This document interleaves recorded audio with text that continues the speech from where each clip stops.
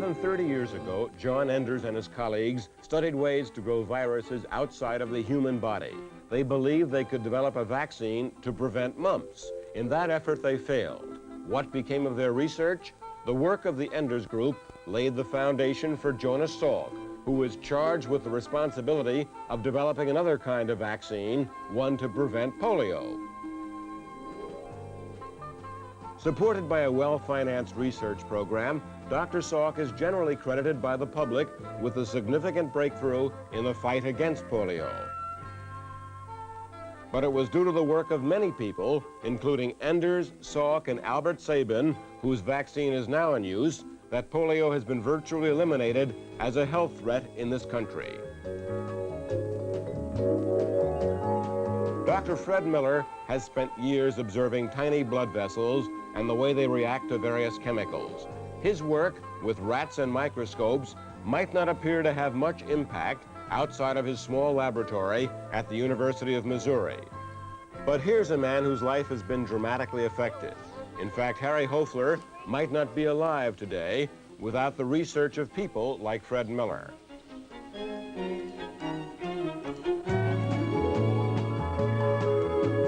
A few years ago, Harry's kidneys stopped working.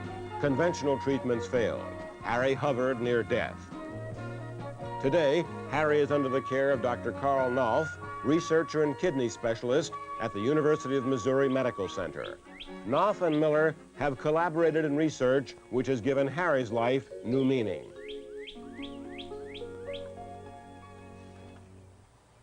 Research affects all of our lives every day. Most of us don't really think about that, not like Harry Hofler does. But research takes time. Months, years of exacting study must precede the kinds of exciting developments which capture the public imagination, like the polio story. Usually the initial work is done without immediate application, other than the need to know more about our world. In the case of John Enders and his co-workers, that his group did not develop a vaccine for mumps certainly does not mean that they failed. Actually, their work has vast implications far beyond their expectations, affecting viral studies of all kinds.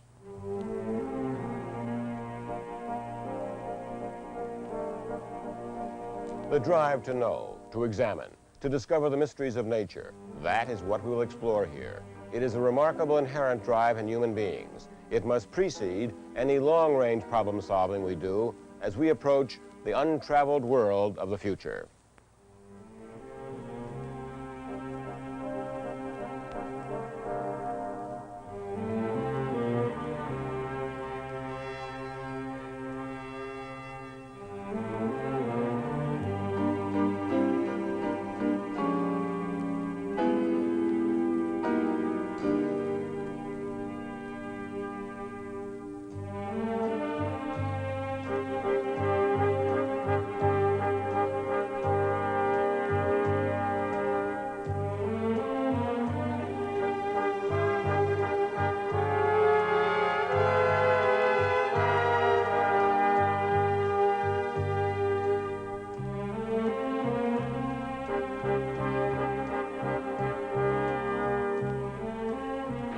Humans have an urge to understand nature. They have had that since time began. That urge leads specifically to basic research. Basic research differs from work which is applied to meet an immediate problem. Some have said basic research is the search for answers, while applied research is putting those answers to work. I find it very hard to define basic research because in a real sense, basic research is something you do when you don't know what you're doing. Every time you design a clinical experiment or a basic experiment to answer a question, whether or not you answer that question, you usually obviously raise 10 to 15 new questions. We ask the question, how does it happen? Why does it happen? And that's all. Our concern is to understand. That's what basic research is. But when a basic research breakthrough occurs, some new piece of knowledge is found, some new piece of information about our environment is discovered, usually the techniques to apply it aren't really ready. Very often, basic research projects don't result in useful applications during the lifetime of the researcher. Rather, they are an investment for future generations. Let's look at some examples. Dr. Terry Mast, a physicist at Lawrence Berkeley Laboratory in California, is part of a team working to develop a new way to date ancient objects by using radioisotopes. Dr. John Park is a physicist at the University of Missouri, Rolla, who is trying to learn what happens when atoms collide. Dr. Donald Johansen is an anthropologist at the Cleveland Museum of Natural History. He spends much of his time tracing the earliest forms of human ancestry. Dr. Melvin Calvin, a Nobel laureate, has spent years studying the way green plants catch sunshine and convert it into reduced chemical compounds. One of these compounds is oil. Dr. Fred Miller's work has to do with microcirculation or blood flow through tiny vessels. Miller and his associates are studying how various chemicals speed or slow circulation. The results of Miller's experiments are of particular interest to Dr. Carl Knopf in his work with kidney patients. While Miller does basic research, Knopf's research has direct application as he works with people like Harry Hoefler. The method Knopf and Miller are working on is called Continuous Ambulatory Peritoneal Dialysis, or CAPD. CAPD uses the body's own peritoneal membrane to cleanse the blood the way healthy kidneys would, continuously without machinery. The patient can care for himself in his own home at about half the cost of conventional dialysis methods. Because their focus is very different, Knopf and Miller must work closely together, sharing the information they gather from their experiments. Miller in his laboratory and Knopf with his patients. Many times we will make observations in patients concerning the efficiency of dialysis and the efficiency of removing these poisons. And the efficiency seeming to change for reasons that we don't understand. And they will then carry out a study in the rat using their techniques and will often then shed great light on what was happening. And then this in turn may then obviously open up new avenues for us to explore, to either avoid this if it's bad or to enhance it if it's good. What I'd like to do now is kind of go over our latest microcirculatory studies. They're interesting because I think they're one of the first indications that we've had together that we don't see the direct correlation that we've seen before. Well, we meet quite frequently and share our data and help each other design our experiments. We have input into the design of their basic experiments, and they also give a great deal of thought and advice to us in designing our clinical experiments. Then these cells just slide along here to perhaps areas of reabsorption, like the lymph. An important aspect of basic research, which we shouldn't overlook, is its long-range economics. If we provide solutions to basic problems now, then money doesn't have to be spent on the results of those problems later on. Science so often is priced according to what you would like it to produce, and often the answer is no. And when the answer is no, you can't compare it to what you spent. You have to compare it to what you might have spent foolishly.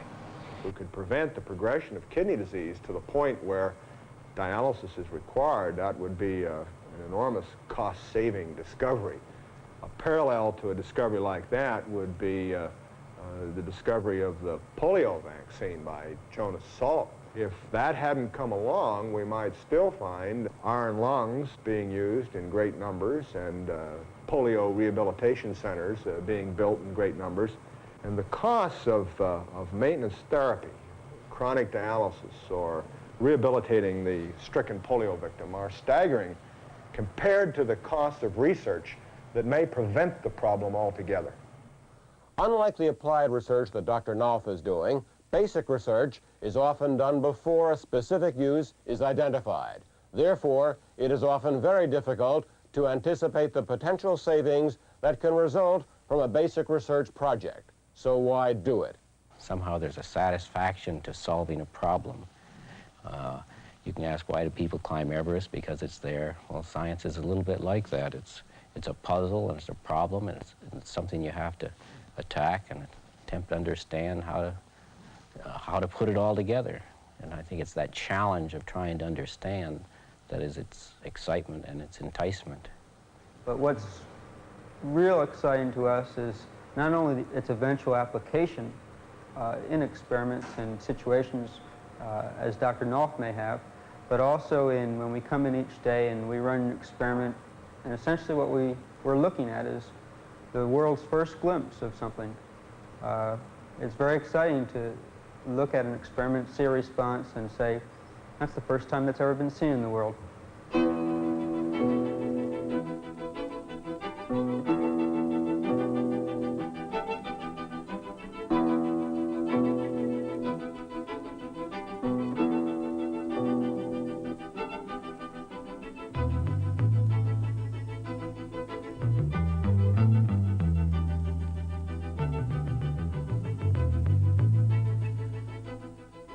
Scientists do anticipate possible applications for their research work. That is important in order to provide direction for the study itself.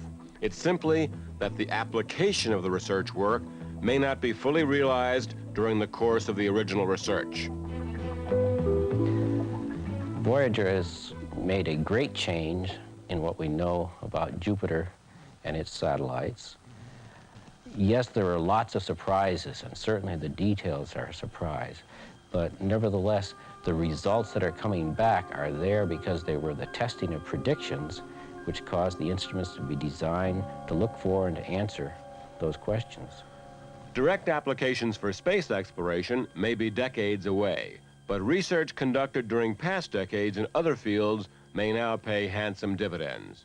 In recent years, after 30 years of relative freedom of motion, that I could move around in the fields of science, biology, chemistry, physics, more or less at will, it now became apparent in the last 5 years, and again in the last year, that I might be able to make some practical use of that long accumulation of knowledge. The suggestion of growing petroleum sounds incongruous, it sounds unbelievable. But after a bit of explanation, the realization occurs that, yes, this is possible. In fact, there is a very large industry today which depends on the ability of green plants to produce hydrocarbons, very big molecules made up of millions of atoms. This is the rubber tree, the rubber plantations in Malaysia and Brazil. And it was that point that we started with, and found many other plants that also make hydrocarbons, that is, make molecules made up of only 2 atoms, carbon and hydrogen, but of much smaller size, so that when the water is removed, instead of having left a solid rubber-like material, you have left a viscous, fluid, oil-like material. And that's what we're after. There are people, why teach chimpanzees how to speak? There's a field of basic research which people would say, that's ridiculous. Well, in teaching chimpanzees how to talk, learning something about their abilities and learning a way of teaching them may have, and has, I think, had, ultimately implications for teaching people who have trouble speaking. Often, research in one field will lead to applications in other, sometimes unrelated fields. So what we now find ourselves doing is using the techniques of nuclear physics, okay, which has nothing to do really with a field which has nothing to do with the applications that we foresee for this technique, to do archaeology, to do geophysics, to do climatology, to do oceanography. Basic research, I think, in many ways serves a great purpose in the sense that human beings tend to be inquisitive creatures, and they tend often to be very inquisitive about themselves. And the average man who wants to know something about, did we come from an ape? Well, we can tell him, no, you didn't come from an ape. You came from an ancestor that was common to apes and humans. It's no coincidence that most of the scientists you've met are from universities. Much of America's basic research, over half, is done here. There's a big difference between industrial and university research. Industry looks at basic research quite differently than universities do. And usually the universities are further out in front in terms of advanced techniques and drastically new knowledge. Basic research in the university also serves another vital role, teaching future scientists. That wouldn't be a bad beam if we were all right. It's still got, there's too much shoulder down in here yet. Graduate students gain first-hand knowledge working with faculty who have years of experience. He was gaining on it when we quit. Anyway, the shape's still as good as it was before. Basic research is problem solving. And there's the world full of problems that need to be solved. And the only way students are going to learn how to solve problems is to actually get their hands in and do it. My students, before they get their PhD, have already published 5 to 10 papers in the journals, you see. And so they are actively participating in real-life research. All the time they're doing their thesis. You don't know the answer before you start, and you're having to use the available tools to try and solve a problem, trying to understand something that nature has hidden from you. And so, in a way, basic research is the best way to train someone. And research, like everything else, is hampered by inflation. Particularly hard hit is the buying and maintenance of equipment. The sophisticated tools which are needed are not always available because the price tag is too high. We are definitely limited more by money than we are by the available technology. There are several possible solutions. Of course, one is to get more money into basic research, to recognize that it is absolutely essential to lay the basic foundations before we can apply our knowledge to meaningful problems of humanitarian need. Basic research is just that, basic, and it should be. It goes to the very depths of our curiosity as people, our quest to know. Man can never be satisfied with where he is. That is yesterday. Today is yesterday. The present is the past, and the future is the present. Basic research asks, can we make tomorrow better? And the answer, of course, is yes. This is Jules Bergman.